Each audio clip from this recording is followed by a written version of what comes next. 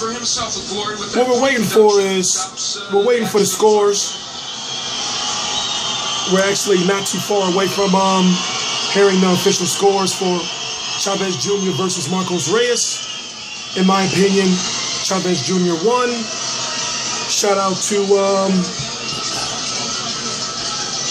LDI Blito Sports Apparel. My hat's a little dusty, forgive me.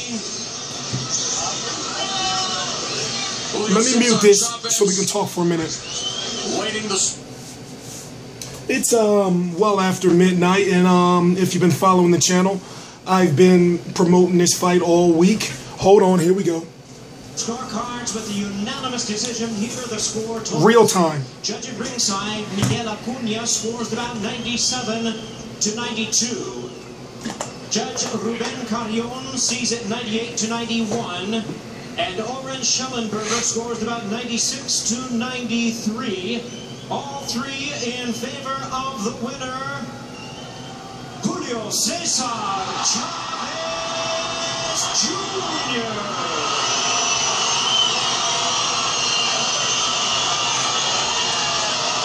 Chavez family celebrates a belated birthday gift for Julio Cesar Chavez Sr. as Jr. bounces back. I want to hear what he has to say. But what I'm going to do is we're not going to listen to that right now. Listen, I'm a big Julio Cesar Chavez Jr. fan, and I got to be honest with you, that was a shitty performance. And just looking at the look at Robert Garcia's face, it just makes me think I don't know who to blame. Maybe because it's late. Maybe it's because if you follow the channel or you're not a new subscriber, I covered the Nonito Donaire fight this morning and covered every major fight today outside of the Anthony Corolla. You know, I'm going to cover the fights I'm supposed to be covering. So let's focus on Chavez Jr. versus Marcos Reyes. Chavez Jr. lacks fundamentals. Chavez Jr. lacks discipline. Chavez Jr. lacks skill. Chavez Jr. has heart. Chavez Jr. has determination. Chavez Jr. just does not have it. I am T Street Controversy. This is T Street Controversy Live of RealCombatMedia.com, and I cover every single major fight live. Chavez Jr. just won a unanimous decision against Marcos Reyes in a performance where he just followed Marcos Reyes around the ring. Marcos Reyes, a known middleweight, smaller fighter, former fighter of Robert Garcia, so therefore Robert Garcia has the inside knowledge on Marcos Reyes, and Chavez could not get the knockout. Chavez could not look dominating. Chavez he did not look as if he learned anything from Robert Garcia. There's so many things wrong, and I'm frustrated is because it's like, it's a good chance that he's made maybe $1 to $2 million for his fight. Now, he won't make the same stupid mistake again by posting his checks on Instagram, but still, it's like, we want to see Chavez Jr. fight, but I notice that there's a lot of people that wants to see Chavez Jr. fight now to see him lose. Chavez Jr. creates a lot of controversy because his weigh-ins are overshadow the fight. His weigh-ins overshadow the fight. Why? Is because you're looking at the weigh-in to see, oh shit, Chavez Jr., oh, they had a fight tomorrow? Chavez Jr. weigh in today? Oh, let's see if he's going to make weight. That's what everyone's saying. He weighed in at 170.8. The fight was supposed to be his a fight fully at 168 pounds. They helped him out by saying, okay, all right, he can't make 168. So pretty much about a week ago, less than 2 weeks ago, they moved it to 169 pounds. He couldn't make 169 pounds, and he dared not try to cut any more weight after he weighed in at 170.8, almost 171, and just basically gave Marcos Reyes some bread and said, all right, we fighting at this weight. So you know, what I'm saying is this also, is that Chavez Jr. power from 160 pounds has not carried up. The two fights with Brian Vera, remember what happened with those. Yeah, he hit Brian Vera with some good shots, but almost fought the same fight that he fought against Brian Vera for the first fight in this fight, where he followed him around and let a lighter punching, smaller guy pretty much almost outworking. If Marcos Reyes had a little bit more pop or a little bit more skill, and I mean just a little bit more, he could have probably beat Chavez Jr. on the cards. But then again, you know, down in Texas, you know, as he alluded to in the interviews we have on the channel, by the way, shout out to Jason Gonzalez, our video reporter, who's right down there right now live, you know, in the action. I'm sure he's going to get us another interview from Chavez Jr. We've been providing full coverage for the fight. You know, just, I mean, where does Chavez Jr. go from here? If you don't know, he's going to be fighting he's going to be fighting 2 more times this year. And maybe the next time he'll make weight. So he'll likely be fighting in maybe September, and then maybe September, October, and then he'll close out the year, you know, fighting sometime before Christmas or something like that.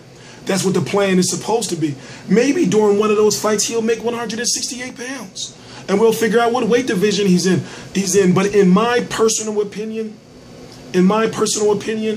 I think I want to say that he needs to move to 175 and stay at 175 because he can make 175. You know, we know that for sure. But 168, I'm not too sure about. Also, without the skill, without his power carrying up, Chavez Jr. is just a mediocre fighter in my opinion. But let's listen to the post-fight interview. Please subscribe. I cover every single Chavez Jr. fight, every single major fight live. Eso me afectó muchísimo, pero aún así yo siento que gané la pelea. I did a pretty good fight. I think I won the fight. Oh, whoa, wait. I want to hear Chavez Jr. first. Chavez Jr.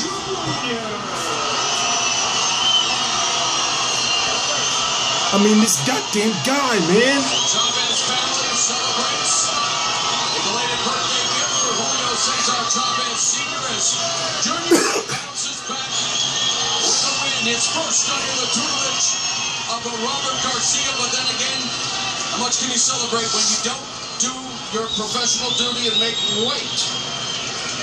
Well, it was an uneven effort by Chavez Jr. He won it with power. He fought exactly the same fighting against Fonfara, but was facing a fighter who is a C-plus fighter. Shout out to El Diablito Sports Apparel. Thank you for the banner, and trust me, we're going to be using a banner for something very important sooner than later. All right, Mauro, thank you very much. Julio Cesar Chavez, the victor tonight. Congratulations, Julio. How would you assess your performance coming back just 3 months after the loss? You know, I think first I thank Heyman, thank SHOWTIME for the opportunity. And, you know, I feel good, I feel strong. In that third round, I hurt my left. Oh, my God. And, you know, this guy is a good boxer, but... Is it broken? I think it's broken, I don't know. I seen doctor, but you know, I think oh my God.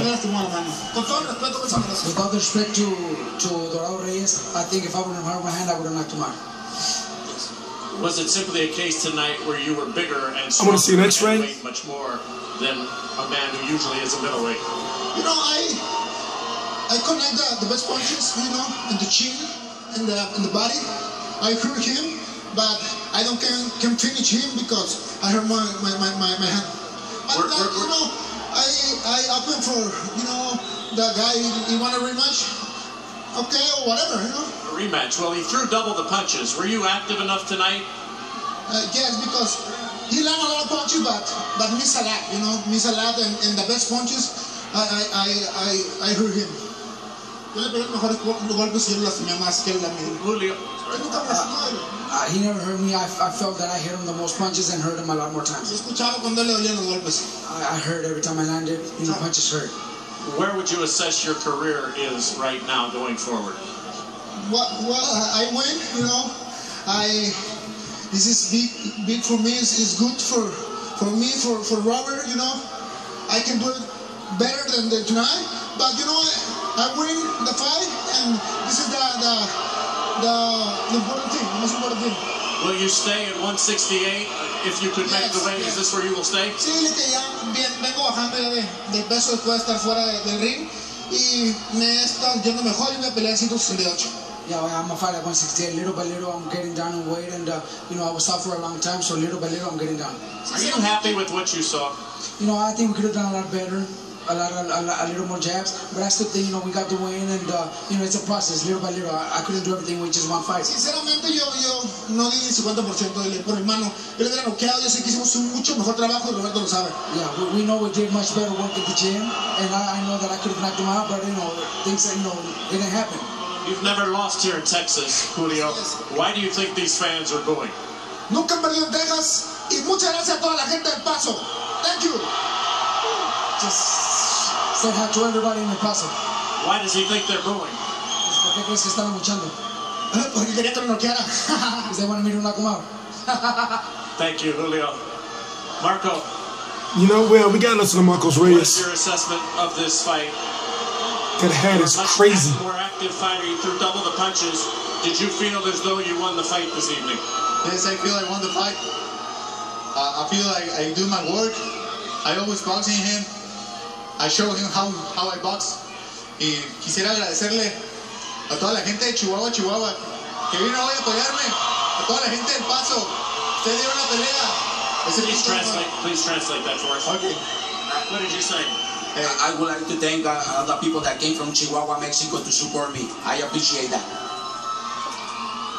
Was it simply a case this evening where he was a much bigger man, and therefore, because he was so much bigger and you're normally a middleweight, that was the difference in the fight? Yeah, that makes a difference, the fight, because I made it the weight in at 168 pounds, and they don't make the weight. He's like a light heavyweight, fighting to a middleweight. Esta pelea yo sentí que estuve en desventaja por no estar en peso, porque yo di 168 libras, él di 171, estuve peleando con un semicompleto y pues eso me afectó muchísimo, pero aún así yo siento que gané la pelea. I did a pretty good fight. I think I won the fight because I was fighting a light heavyweight, and I was, like 172 pounds tonight. You were not warned, yet you were deducted as we take a look at the monitor. That's what we got to talk about. Intentional headbutt. Was this intentional or was this an accident? It was an accident. If you can see, he come in to my head. We're going to stop right there. I can't, keep this a long post-fight interview. But yeah, Chavez, when he gets into his high guard, he puts his head down, starts leaning in with his head. It was his fault, in my opinion, that the headbutt even happened. Now, what happens is Chavez Jr. starts crying and bitching. The referee wasn't even thinking about taking a point until he sees Chavez Jr. crying and complaining. Without even warning Marcos Reyes, he takes a point. And when you look at the replay, that's the reason why Jim Gray is asking that specific question. It just doesn't make sense. But see, what I'm going to do for you guys is I'm going to have the post-fight press conference on the channel. Also some interviews, as once again, we've been providing full coverage. Thank you to our video reporter, Jason Gonzalez, who's down in Texas right now at the post-fight stuff. Me, personally, what I'm going to do is I'm going to get back behind the scenes, start uploading and editing these videos, and I'm T-Street Controversy with RealCombatMedia.com, and I cover every single major fight live. Please subscribe. What I'll do is, I won't be disrespectful. I'll let Marcos Reyes speak the rest of his piece. Come in with the head. Look at that, man. Look at the replay. And the referee deducted a point. Thank you very much. Appreciate it. Good luck, Marco. Appreciate Showtime. Thank you all. Gracias, Chihuahua. Arriba el Paso. Marcos Reyes is not a bad fighter at all. He's not. It's crazy. I'm actually looking at Jason right now. He's right behind Chavez Jr. We getting there. T-Street Controversy Live rises. Please subscribe.